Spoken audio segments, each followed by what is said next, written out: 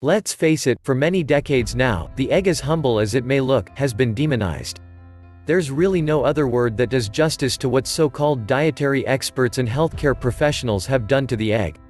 Think about it, for hundreds, if not thousands of years, people have relied on the simple chicken egg for a decent chunk of their daily sustenance. It's easy to see why eggs are normally cheap. They're very compact. They're very portable. They are also very adaptable and versatile. You can turn them into soufflés. You can make omelets. You can bake them into a wide range of dishes. You can add them as a firming ingredient. You can use it as a binder.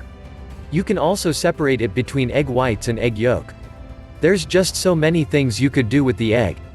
It is really quite a shame that for such a long time, we have been told that the egg is really bad for us. This is due to the fact that there has been such a tremendous amount of misconceptions regarding cholesterol. Well, thanks to research within the past 10 years, we now have a clear and accurate view of the egg's effect on the human health. What is a new consensus? It turns out that the egg, while loaded with cholesterol, is actually good for us.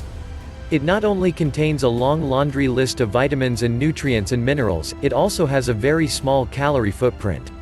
It is also loaded with fat that makes you feel fuller for a longer period of time. It really is quite sad that the egg, along with dietary fat and cholesterol, have been demonized throughout all these years.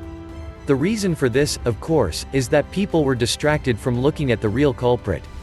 There is a real culprit behind America's ever-expanding waistline.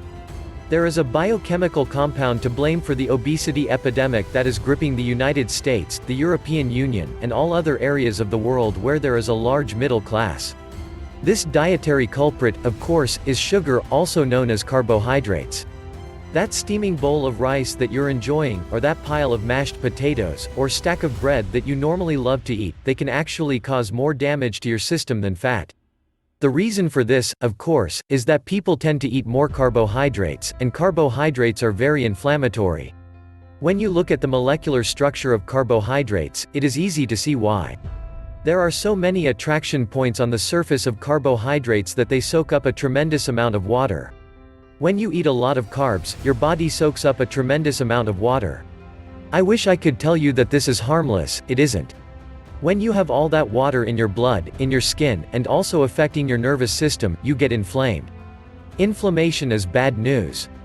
Not only do you develop bad skin, or you're more susceptible to pimples, and other skin blemishes, as well as wrinkles, you are also prematurely aging your body. You're putting a tremendous amount of pressure on your bloodstream, and this translates to high blood pressure and other cardiovascular issues. I can go on and on. Arising above all of this is the humble egg. The egg has been unfairly demonized throughout the years, but the truth is, the egg is one of our dietary best friends. It definitely should be your best friend if you adopt the keto diet. It packs a lot of clean protein, which is vital for tissue building and regeneration. It also has a low calorie footprint, and since it's loaded with fat, it can make you feel fuller for a longer period of time. Rediscover the egg today. If you want to switch to the keto diet, click here for a blueprint that will enable you to do so quickly and safely. Hint: the egg is part of the plan. Eating more eggs is part of the plan.